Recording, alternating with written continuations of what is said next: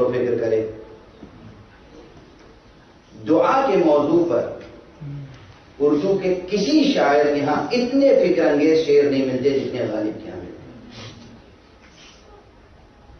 وہاں گیا ہے غالب جہاں کوئی عام سطح کا عالم دین بھی نہ پہنچ سکا. عام سطح میں نے کہی ہے وہاں گیا ہے. اور صلوات پڑھتے ہوئے ذرا سوال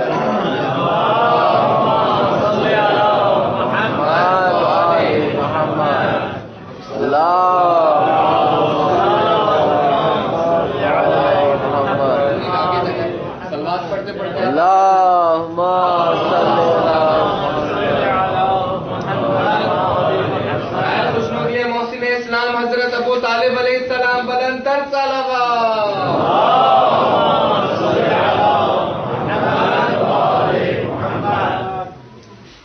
اب توجہ سے غالب کا شعر سن لیجیے. میں تشریح بھی کر دوں گا. حالانکہ یہ بڑی مکروہ بات ہے کہ شعر بھی سنایا جائے پھر اس کی تشریح بھی کی جائے. غالب کہتا ہے کہ تا چند پست فطرت یہ طبع آرزو، تا چند پست فطرت یہ طبع آرزو، یا رب ملے بلندی دست دعا.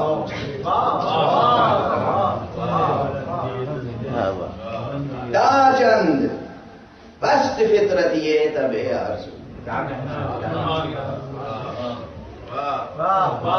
عجب زاویے سے دعا کے موضوع پہ گفتگو کی ہے. میں نے اس شعر کا سہارا کیوں لیا آج؟ اس لیے کہ ایک اعتراض آیا مجھ تک کہ آپ روزانہ خدا اور دعا خدا اور دعا خدا اور دعا کی بات کرتے ہیں. ہماری تو نہ آج تک خدا سمجھ میں آیا نہ دعا سمجھ میں آیا.